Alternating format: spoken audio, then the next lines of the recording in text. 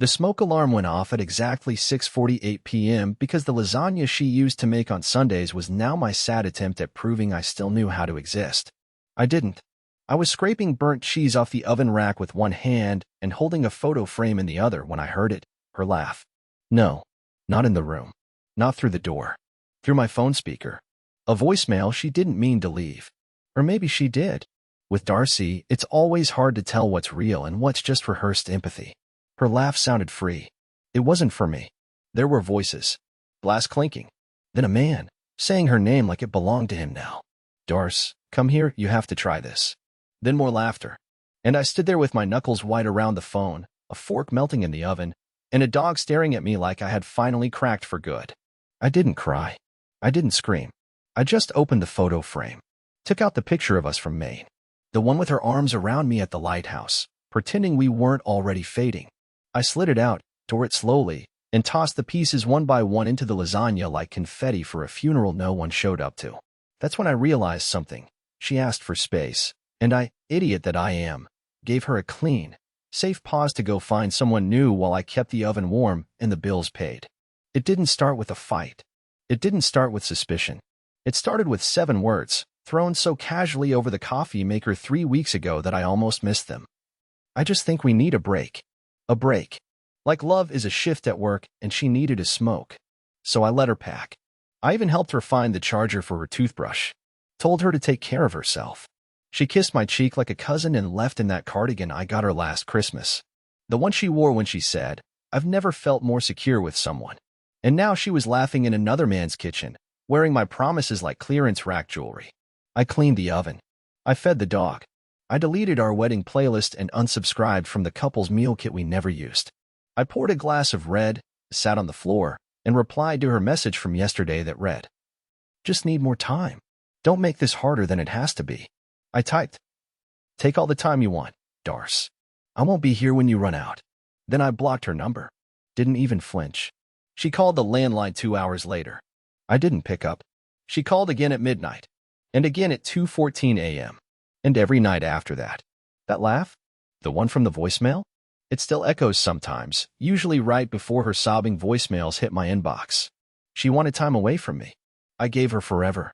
It was exactly 11:27 p.m. when the first call came. I remember the time because the TV was still paused on that awful reality show she used to love, one of those dating things where people cry on rooftops for no reason. The screen was frozen on a contestant holding back tears while fireworks exploded behind him. Irony, I guess.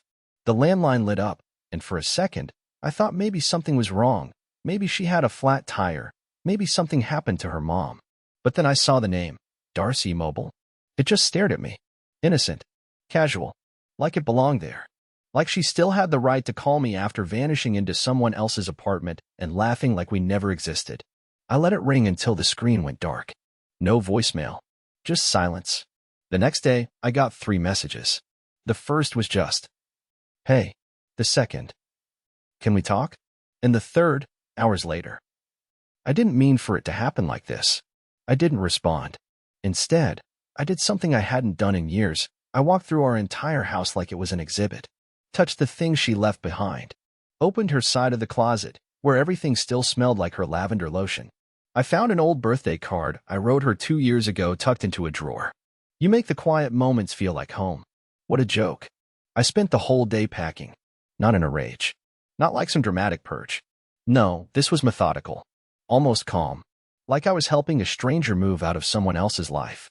I filled 4 boxes with her books, her scarves, her nail polish, and little baskets.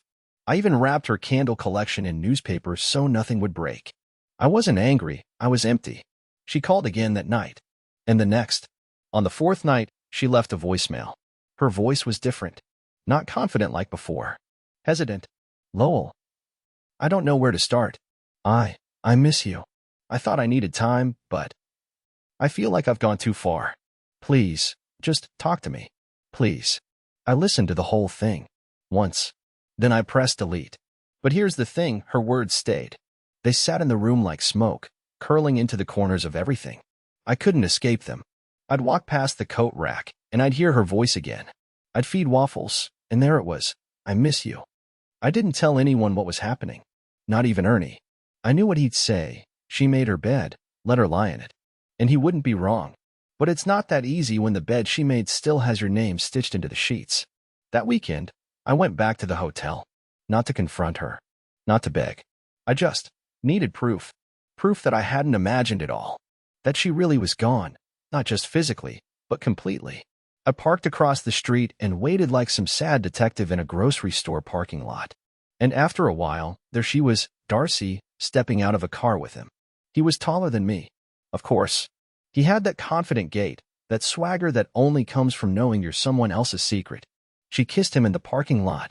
Not a quick kiss. The kind of kiss that once belonged to me. I watched her laugh. I watched her flip her hair.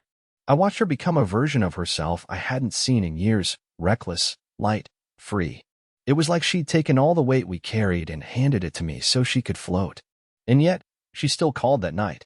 I sat in the dark, her contact glowing on the screen. The photo she picked for herself still the same, her smiling in a pumpkin patch, holding a cup of cider like life was simple. My thumb hovered over the answer button, but I didn't press it. I couldn't. Because the woman calling me was not the woman in the photo anymore. I went back upstairs and started writing a letter. Not to her. To myself. A reminder of what it felt like to be discarded with a smile. Because I knew this wasn't over. Not for her. And not for me. It was Monday morning, and the house felt colder than usual. Not weather cold, empty cold. The kind that creeps into your bones and makes everything echo just a little too much. I was standing in the kitchen pouring cereal into a bowl I hadn't used since she left, when my phone buzzed. It was a text from Mindy, Darcy's sister. Hey. I just want to check in. You doing okay? That alone was suspicious. Mindy and I never really texted unless we were arranging some surprise party or holiday schedule. She was Darcy's sister, not mine.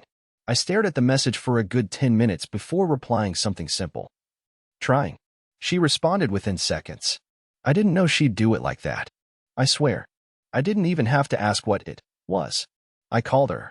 Mindy answered in a whisper like she was hiding in her own house.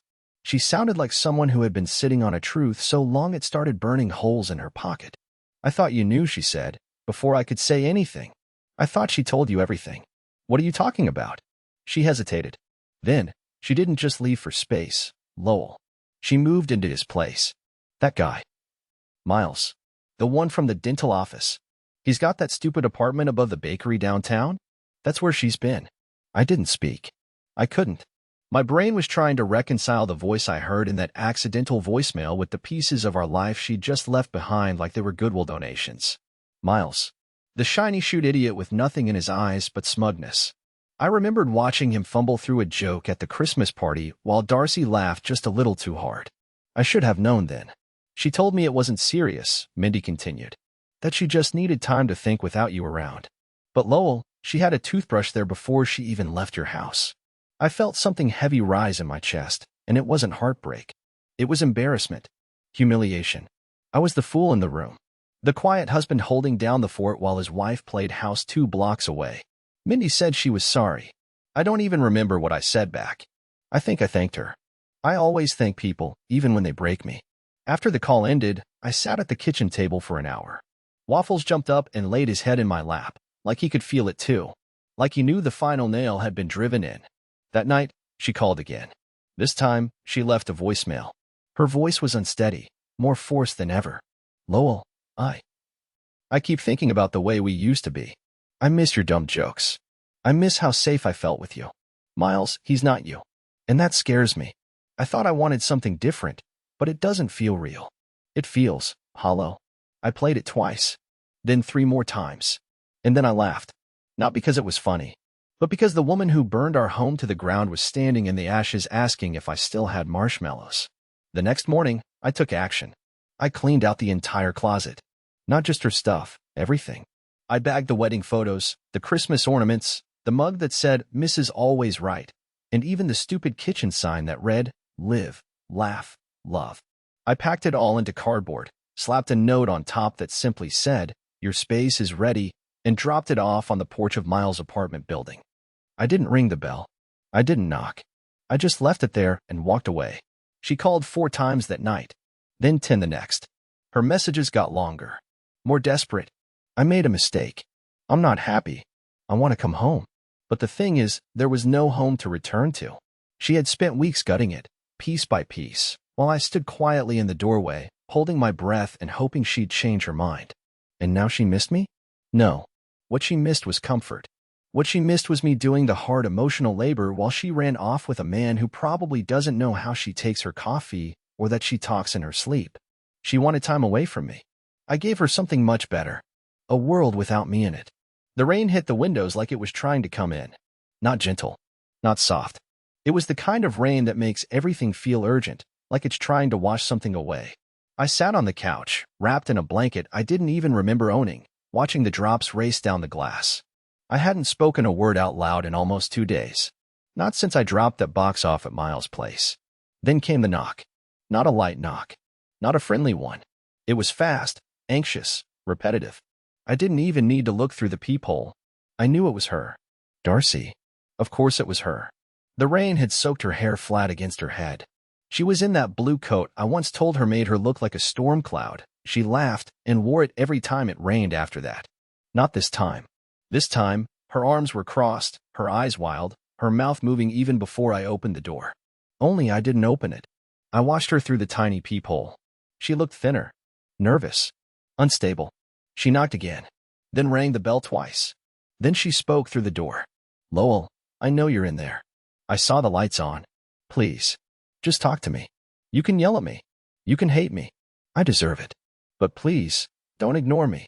I leaned back against the wall, my heart pounding, not because I wanted to see her, but because some sick part of me still wanted to comfort her, still wanted to say, you're cold.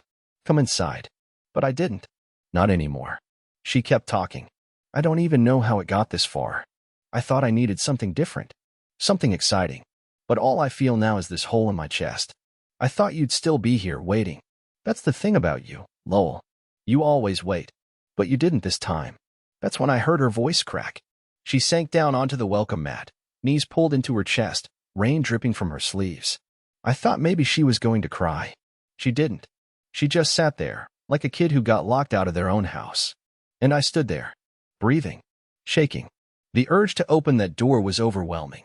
But then I remembered the night I stood outside her door, watching her through the hotel window, watching her kiss Miles like he was her safety net, her thrill, her new default setting. She didn't open the door for me that night. Why should I now? Eventually, she got up. She didn't knock again.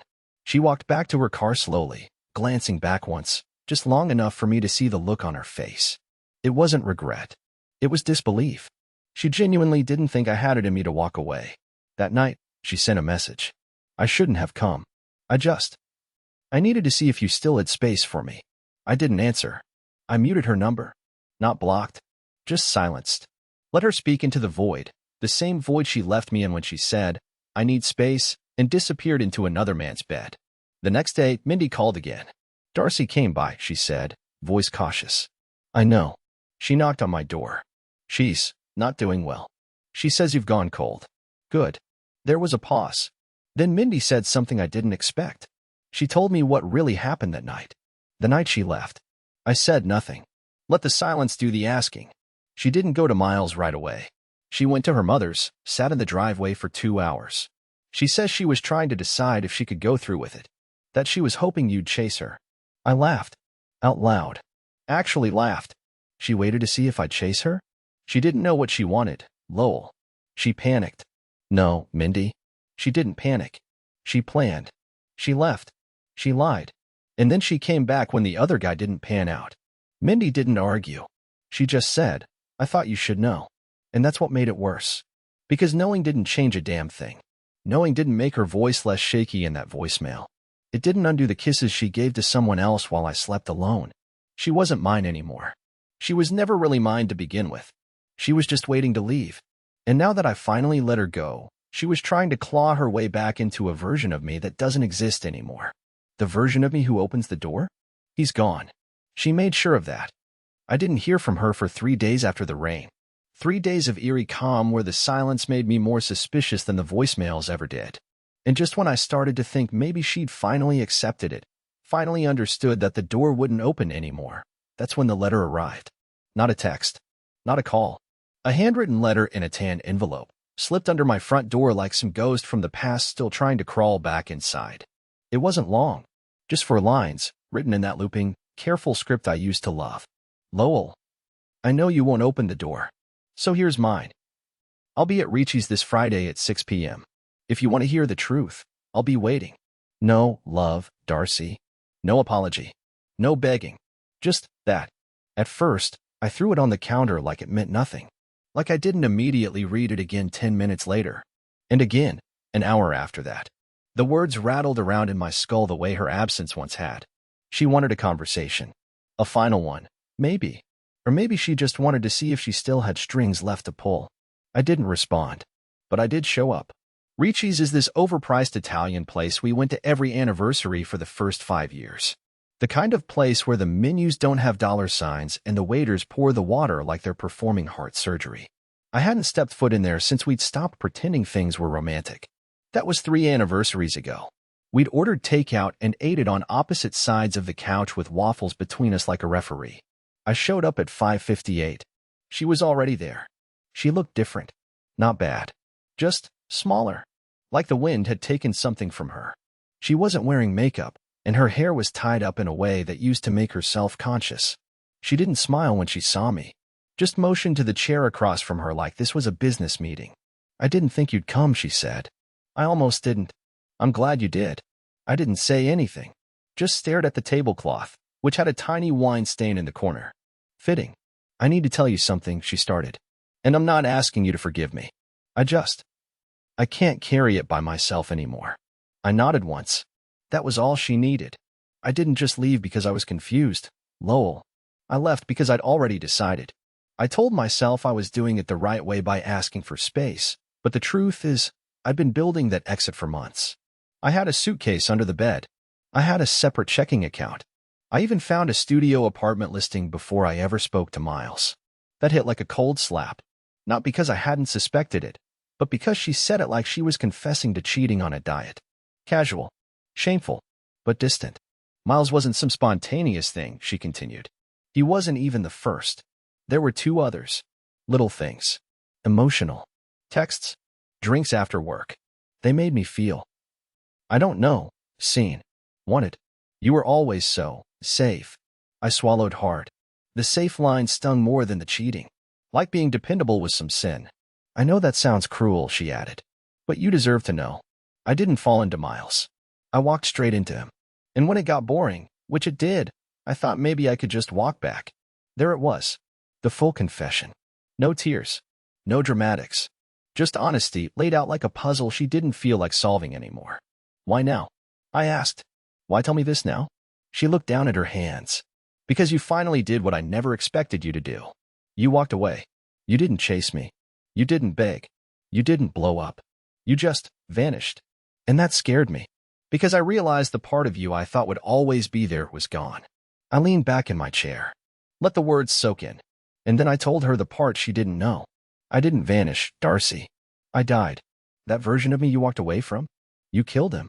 And now you want to talk to his ghost. She didn't cry. I think she wanted to. But she knew I wasn't going to offer her a napkin.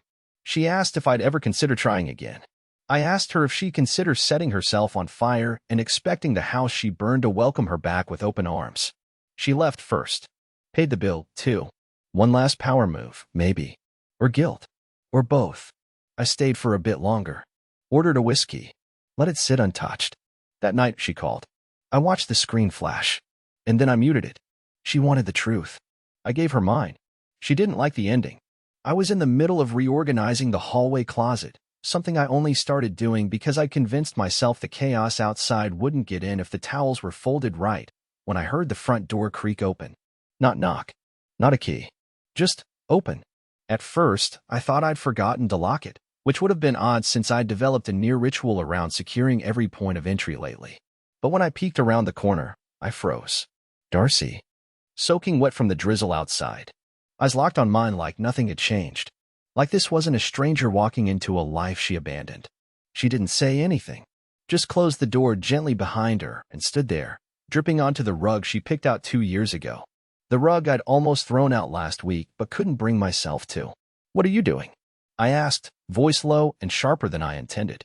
She stepped forward, cautiously, like she was testing the floor for traps. I still know the code, she said. And I saw your car outside. I figured. I don't know. Maybe you'd let me talk. In person. You already did. At Ricci's. Remember? This isn't the same. No, I said. It's worse. Because now you're here. In this house. And I don't think you understand how wrong that feels. She looked around the living room like she was expecting it to look the same, but it didn't. I'd stripped it of all our memories. Photos were gone. The wedding canvas was in a box in the attic. Her throw blanket had become Waffle's new chew toy. She noticed. You changed everything, she said. No. You changed everything. I just rearranged the wreckage. Her face twitched. For the first time in weeks, I saw her flinch. That same look she gave me once when I accidentally slammed a door too hard during a storm and startled her. That version of us, those fragile moments, were buried somewhere deep, but she was digging them up with her presence now, like she had any right to them. Can we just sit for a second? She asked, her voice softer now, trembling. Please. I stared at her. Not at her face, at her entire being. She didn't look like my wife. She looked like someone who had taken my wife's voice, her scent, her nervous tics, and worn them like a mask that didn't quite fit anymore. Fine. 5 minutes, I said. But you sit on the chair. Not the couch. Not the place where we used to watch movies with our feet tangled. The chair. She obeyed without argument. We sat in silence for a moment. Only the sound of the grandfather clock ticking. I hated how much it reminded me of the waiting. Of the weeks I sat in this house alone while she shared a bed with someone else. That clock had marked every second of her absence. Every unanswered question. Then she spoke. I broke it off with Miles. I gave her nothing. No reaction. No sigh of relief. No nod of understanding. I told him it was a mistake. That I never should have. I mean, that we shouldn't have cheated. I offered, calmly. She winced. Yes. That's convenient timing, I said. Was it before or after you realized I wasn't going to beg for you back? Her eyes welled up, but I didn't care. I had cried for her. Screamed for her. Gone hollow for her. She could have her turn. I didn't come here to manipulate you, Lowell. I came because I've been spiraling. You don't know what it's been like, living with the weight of what I did. No, I said, because you chose it. You packed your things. You gave me the speech. You walked out of this house and into his arms like it was a carefully rehearsed play. Don't feed me some retroactive remorse like it's supposed to fix anything. I'm not trying to fix it, she whispered. I'm trying to understand how I broke something I swore I would never hurt. I stood up. I couldn't sit anymore. Do you know what I did the night you left? I asked her, pacing slowly now. I folded your laundry. All of it. I thought you'd come back the next day and need your robe. I left your pillow untouched for weeks. Waffles barked at the door every time a car drove by. I waited, Darcy. I waited until I realized I was the only one standing in a burning house thinking I could still save it. Her lips parted, but no words came. I am not that man anymore, I said. You killed him. He's gone. She got up slowly. Took a step toward me. I backed up. Don't, I said. Don't make this harder. She stopped. Her shoulders fell. Her voice cracked in the smallest way. Then what now? I don't know, I said. But you don't live here anymore. She nodded. Just once. Like she finally heard it. Really heard it. Then she turned, opened the door, and walked into the rain again, this time without looking back. That night, she didn't call. But I knew she would again. Because for the first time, I wasn't waiting. And she could feel it. I was sitting at my desk Tuesday morning, halfway through an email I had already rewritten 4 times, when my phone buzzed. A message from Darcy. I had silenced her notifications, but something about this one caught my attention. Maybe it was the preview text. I don't think he suspects anything. For a second, my stomach twisted. Then it unraveled in slow, terrible realization. I opened the message. It read, I don't think he suspects anything. He's quiet. Distant. Probably still heartbroken. Just give me a little more time to figure out how to get my foot back in the door. I can't lose both of you. D. I sat perfectly still. My hands hovering over the keyboard, heartbeat punching through my ribs. She didn't mean to send that to me. That much was obvious. It wasn't even vague. It was strategic. It was disgusting. And it told me everything I needed to know. She wasn't sorry. She wasn't spiraling. She was plotting. I didn't respond. I didn't forward it. I didn't say anything. I just stared at it until my vision blurred. Then I set the phone down, calmly walked to the sink, and threw up. The idea that she was trying to play both of us, me and him, after everything? That she'd sat in my living room, sobbing about redemption, while planning her next move like a chess master. It made every moment of pain I'd gone through feel like a setup, like my grief was part of her manipulation. She was trying to find a way back into my life so she could have a soft place to land while juggling whatever attention she still craved from the other guy. I paced for an hour. Waffles followed me room to room, ears pinned back, like even he could smell the shift in me. The version of me who had been mourning? He evaporated the moment I read that message. That evening, I finally replied. One line. Simple. You sent that to the wrong man. It took her less than a minute to reply. Wait, Lowell, no, that wasn't what it looks like. I was talking about a friend. It's been misinterpreted. Please, just call me. But the mask had already cracked. The curtain was pulled back, and the truth was laid out with brutal clarity. I didn't reply. She called. 4 times. Then 8. I silenced the ringer and turned the phone face down. 2 hours later, another message came through. Please let me explain. I was confused. I didn't mean to send that. I never stopped loving you, Lowell. Please, don't let this be the end of us. I didn't even feel rage anymore. Just clarity. She wasn't the woman I thought she was. Maybe she never had been. Maybe I was just so determined to build a life that I ignored the rot at its foundation. The next morning, I went to the lawyer. I had been dragging my feet, telling myself I wasn't ready, that maybe I needed to wait for the dust to settle. But her message, that one message, burned away every excuse I had left. I sat in a stiff chair in a sterile office while a man with sharp glasses explained the paperwork. My hand trembled as I signed it, but not because I was scared. I was finally cutting the last string she thought she still controlled. I filed for divorce that afternoon. That night, she showed up again. This time, she knocked like someone who knew she didn't belong. I opened the door halfway. She stood there, hair tied back, no makeup, wearing that same cardigan I helped her pack the night she left. Her eyes were swollen. Her voice cracked instantly. Lowell, I swear, I didn't mean what I said in that message. I wasn't thinking. I panicked. You meant every word, I said. You just didn't mean for me to see them. I was scared. No, you were cornered. And when people like you get cornered, you perform. She shook her head, tears sliding down her cheeks now. I was confused. I thought I wanted excitement, but it was hollow. I miss you. I miss this house. I miss waking up next to someone who didn't make everything feel like a game. You miss stability, I corrected. You miss comfort. You miss the version of me who didn't know better. She reached for my hand. I pulled it away. It's done, Darcy. I filed today. Her face felt like I had slapped her. I thought you'd at least let me explain before. You already explained. You just didn't know it. She opened her mouth again. I closed the door, locked it, turned off the porch light, and for the first time in months, I slept through the night. No dreams, no memories, just sleep. The kind that comes when you finally stop giving CPR to a corpse of a marriage that's been dead for years. 3 weeks passed after I filed.